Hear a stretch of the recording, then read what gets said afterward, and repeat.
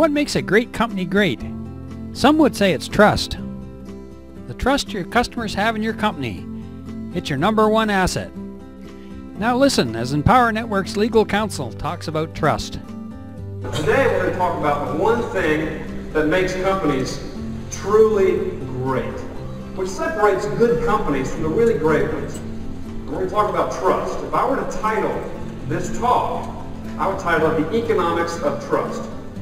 Because Stephen Covey, Jr., son of the guy who wrote The 7 Habits of Highly Effective People, good book, Stephen Covey Jr. wrote The Speed of Trust. And in that book, he says there is a quantifiable economic benefit to trust. When an organization has trust, decisions get made faster. Things get done faster. There's less bureaucracy, which means costs go down. When you have an organization with suspicion, you don't really trust each other, the salespeople don't really trust the company, they don't trust corporate, things get done a little slower. You know, a good example of an organization that has invested a lot of money in building up its brand and building up its trust is Apple. That's an obvious one. Right? 3 years ago, they launched a brand new product, the iPad, and most of us went out and bought it. We didn't even know we needed one. We didn't even know we needed one.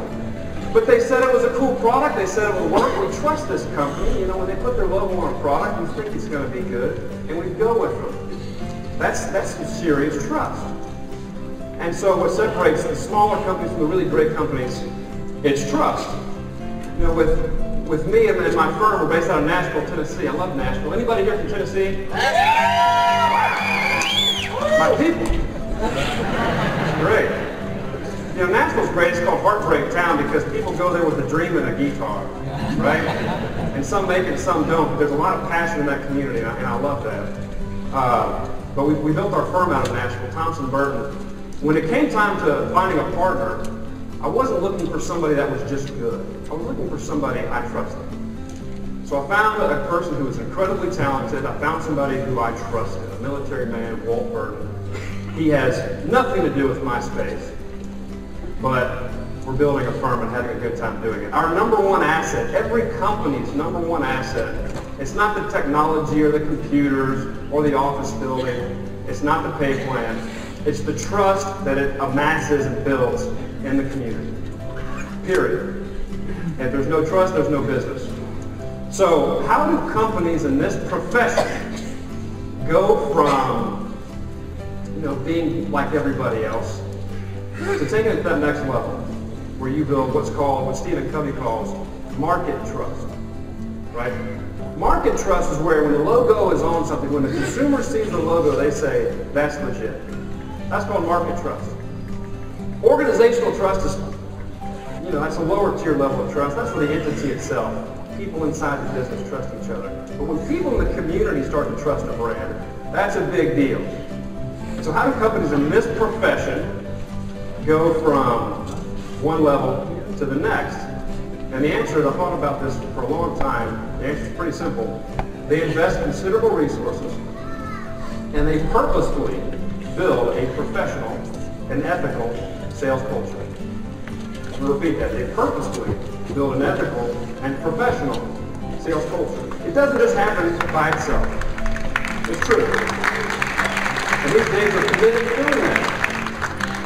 It doesn't happen on accident. I work with a lot of entrepreneurs. Some entrepreneurs make it, some don't. The ones that don't really make it, they just think, we got a great product, we got a great pay plan, go. And it doesn't really happen, right? There needs to be a little bit of premeditation. So the ones that are doing really well purposefully build an ethical and professional sales culture. So we've got this compliance thing, right? So how can companies build a professional sales culture? Well, they can take some ownership in how the field operates.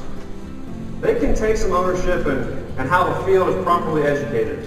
Now here's the good news.